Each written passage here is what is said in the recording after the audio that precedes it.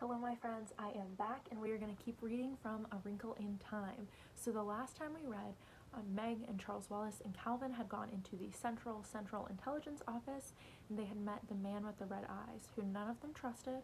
They all thought he was kind of creepy. He spoke to them like in their brains instead of out loud in words. And he wanted Charles Wallace to know who and what he was. So he stared deep into Charles Wallace's eyes, and Charles kind of gave over completely into him and is now acting totally different and not like Charles Wallace at all. So understandably, Meg is freaking out. So we're going to pick back up with chapter 8 and figure out what happens next. So this chapter is called The Transparent Column. Charles Wallace sat there tucking away turkey and dressing as though it were the most delicious thing he had ever tasted. He was dressed like Charles Wallace. He looked like Charles Wallace. He had the same sandy brown hair, the same face that had not yet lost its baby roundness. Only the eyes were different, for the black was still swallowed up in blue. But it was far more than this that made Meg feel that Charles Wallace was gone, that the little boy in his place was only a copy of Charles Wallace, only a doll. She fought down a sob. "Where is he?" she demanded of the man with the red eyes. "What have you done with him? Where is Charles Wallace?" "But, my dear, you are hysterical," the man thought at her. "He is right there before you." Well and happy, completely well and completely happy for the first time in his life, and he is finishing his dinner, which you would also be wise to do. "You know it isn't Charles," Meg shouted. "You've got him somehow." "Hush, Meg, there's no use trying to talk to him," Calvin said, speaking in a low voice into her ear. "What we have to do is hold Charles Wallace tight. He's there, somewhere, underneath, and we mustn't let them take him away from us. Help me hold him, Meg. Don't lose control of yourself, not now. You've got to help me hold Charles." He took the little boy firmly by one arm. Fighting down her hysteria, Meg took Charles's other arm and held it tightly. "You're hurting me, Meg," Charles said sharply. "Let me go." "No," Meg said grimly. "We've been all wrong," Charles Wallace's voice, Meg thought, might have been a recording. There was a canned quality to it. "He isn't an enemy at all. He's our friend." "Nuts," Calvin said rudely. "You don't understand, Calvin," Charles Wallace said. "Mrs. Whatsit, Mrs. Who, and Mrs. Which have confused us. They're the ones who are really our enemies. We never should have trusted them for a minute." He spoke in his calmest, most reasonable voice, the voice which infuriated the twins. He seemed to be looking directly at Calvin as he spoke, and yet Meg was sure that the bland blue eyes could not see, and that something else was looking at Calvin through Charles. Now the cold, strange eyes turned to her. "Meg, let go. I will explain it all to you, but you must let go." "No." Meg gritted her teeth. She did not release her grasp, and Charles Wallace began to pull away with a power that was not his own, and her own spindly strength was no match against it. "Calvin!" she gasped as Charles Wallace wrenched his arm from her and stood up. Calvin the athlete, Calvin, the boy who split firewood and brought it in for his mother, whose muscles were strong and controlled, let go Charles Wallace's wrist and tackled him as though he were a football. Meg, in her panic and rage, darted at the man on the chair, intending to hit him as Charles Wallace had done, but the black smocked men were too quick for her, and one of them held her with her arms pinioned behind her back. "Calvin, I advise you to let me go," came Charles Wallace's voice from under Calvin. Calvin, his face screwed up with grim determination, did not relax his hold. The man with red eyes nodded, and 3 of the men moved in on Calvin. At least, it took 3 of them, pried him loose, and held him as Meg was being held. "Mrs. Whatsit!" Meg called despairingly. "Oh, Mrs. Whatsit!" But Mrs. Whatsit did not come. "Meg," Charles Wallace said, "Meg, just listen to me." "Okay, I'm listening." "We've been all wrong. I told you. We haven't understood. We've been fighting our friend, and Father's friend." "If Father tells me he's our friend, maybe I'll believe it. Maybe. Unless he's got Father under a spell, or whatever it is, like you." "This isn't a fairy tale." "Spells indeed," Charles Wallace said. "Meg, you've got to stop fighting and relax. Relax and be happy. Oh, Meg, if you'd just relax, you'd realize that all our troubles are over. You don't understand what a wonderful place we've come to. You see, on this planet, everything is in perfect order, because everybody has learned to relax, to give in, to submit. All you have to do is look quietly and steadily into the eyes of our good friend here, for he is our friend, dear sister, and he will take you in as he has taken me." "Taking you in is right," Meg said. "You know you're not you. You know you've never in your life called me dear sister." "Shut up a minute, Meg," Calvin whispered to her. He looked up at the man with red eyes. "Okay, have your henchman let us go and stop talking to us through Charles. We know it's you talking, or whatever's talking through you. Anyhow, we know you have Charles hypnotized. "A most primitive way of putting it," the man with red eyes murmured.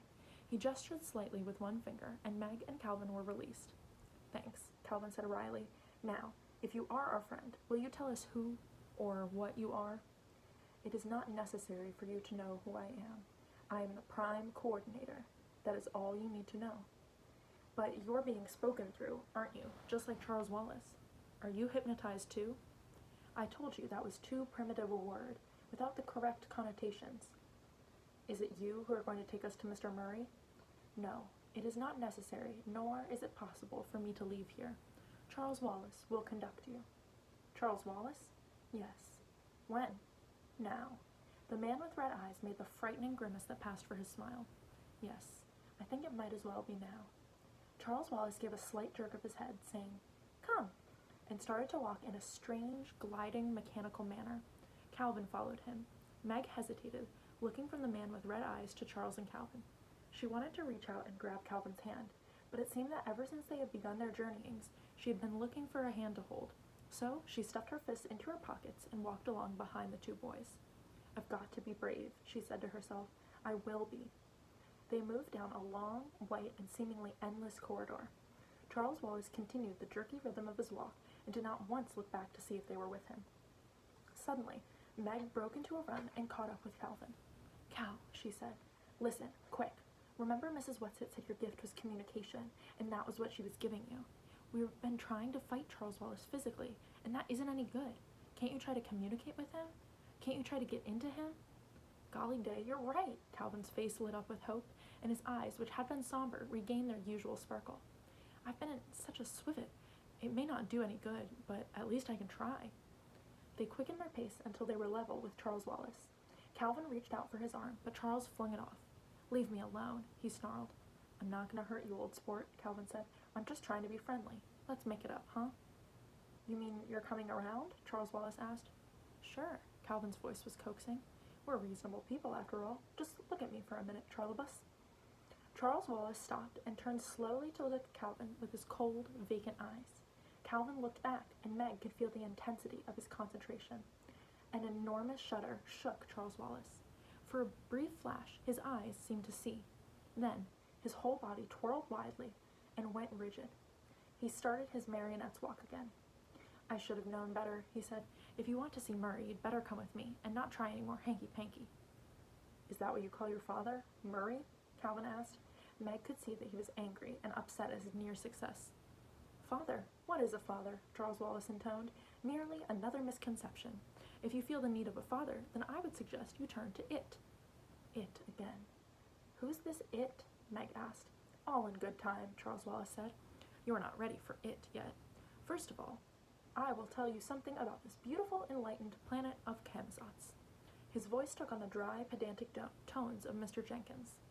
"Perhaps you do not realize that on Camazotz we have conquered all illness, all deformity." "We?" Calvin interrupted. Charles continued as though he had not heard, and of course he hadn't, Meg thought. "We let no one suffer. It is so much kinder simply to annihilate anyone who is ill. Nobody has weeks and weeks of runny noses and sore throats. Rather than endure such discomfort, they are simply put to sleep."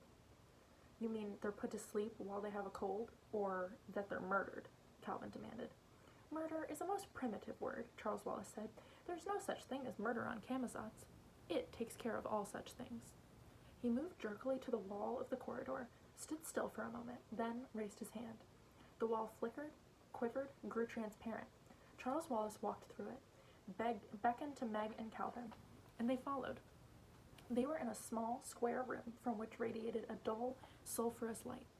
There was something ominous to Meg in the very compactness of the room, as though the walls, the ceiling, the floor might move together and crush anybody rash enough to enter. "How did you do that?" Calvin asked Charles. "Do what?" "Make the wall open like that." "I merely rearranged the atoms," Charles Wallace said loftily. "You've studied atoms in school, haven't you?" "Sure, but then you know enough to know that matter isn't solid, don't you? That you, Calvin, consist mostly of empty space? That if all the matter in you came together, you'd be the size of the head of a pin? That's plain scientific fact, isn't it?" "Yes, but so I simply push the atoms aside, and we walk through the space between them." Meg's stomach seemed to drop, and she realized that the square box in which they stood must be an elevator, and that they had started to move upward with great speed. The yellow light lit up their faces, and the pale blue of Charles's eyes absorbed the yellow and turned green. Calvin licked his lips. Where are we going? Up, Charles continued his lecture. On Camazotz, we are all happy because we are all alike. Differences create problems. You know that, don't you, dear sister? No, Meg said. Oh, yes, you do. You've seen at home how true it is. You know that's the reason you're not happy at school, because you're different. I'm different, and I'm happy, Calvin said. But you pretend you aren't different. I'm different, and I like being different. Calvin's voice was unnaturally loud. Maybe I don't like being different, Meg said, but I don't want to be like everybody else either. Charles Wallace raised his hand, and the motion of the square box ceased, and one of the walls seemed to disappear. Charles stepped out, Meg and Calvin following him. Calvin just barely making it before the wall came into being again, and they could no longer see where the opening had been. You wanted Calvin to get left behind, didn't you? Meg said. I'm merely trying to teach you to stay on your toes. I warn you, if I have any more trouble from either of you, I shall have you taken to it. As the word it fell from Charles's lips, again, Meg felt as though she had been touched by something slimy and horrible. So what is this it? She asked. You might call it the boss. Then Charles Wallace giggled, a giggle that was the most sinister sound Meg had ever heard. It sometimes calls itself the happiest sadist. Meg spoke coldly to cover her fear. I don't know what you're talking about. That's S-A-D-I-S-T, not S-A-D-D-E-S-T, you know, Charles Wallace said and giggled again. Lots of people don't pronounce it correctly. Well, I don't care, Meg said defiantly. I don't ever want to see it, and that's that. Charles Wallace's strange, monotonous voice ground against her ears. Meg, you're supposed to have some mind. Why do you think we have wars at home? Why do you think people get confused and unhappy? Because they all live their own separate individual lives. I've been trying to explain to you in the simplest possible way that on Camazotz, individuals have been done away with. Camazotz is one mind. It's it. And that's why everybody's so happy and efficient. That's what old witches like Mrs. Whatsit don't want to have happen at home. She's not a witch, Meg interrupted. No? No, Calvin said. You know she's not. You know that's just their game. Their way, maybe, of laughing in the dark. In the dark is correct, Charles continued. They want us to go on being confused instead of properly organized. Meg shook her head violently. No, she shouted. I know our world isn't perfect, Charles, but it's better than this. This isn't the only alternative. It can't be. Nobody suffers here, Charles intoned. Nobody is ever unhappy. But nobody's ever happy either, Meg said earnestly. Maybe if you aren't unhappy sometimes, you don't know how to be happy. Calvin, I want to go home. We can't leave, Charles, Calvin told her, and we can't go before we found your father. You know that. But you're right, Meg, and Mrs. Witch is right. This is evil. Charles Wallace shook his head, and scorn and disapproval seemed to emanate from him. Come, we're wasting time. He moved rapidly down the corridor, but continued to speak. How dreadful it is to be low, individual organisms. His pace quickened from step to step, his short legs flashing so that Meg and Calvin almost had to run to keep up with him. Now see this, he said. He raised his hand, and suddenly they could see through one of the walls into a small room. In the room, a little boy was bouncing a ball. He was bouncing it in rhythm, and the walls of his little cell seemed to pulse with the rhythm of the ball, and each time the ball bounced, he screamed as though he were in pain. That's the little boy we saw this afternoon, Calvin said sharply. The little boy who wasn't bouncing the ball like the others. Charles Wallace giggled again. Yes, every once in a while there's a little trouble with cooperation, but it's easily taken care of. After today, he'll never desire to deviate again. Ah, here we are. He moved rapidly down the corridor and again held up his hand to make the wall transparent.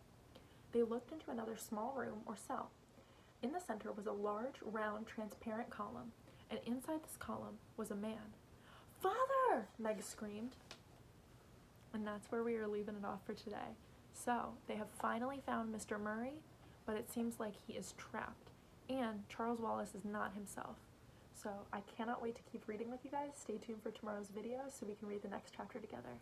Bye!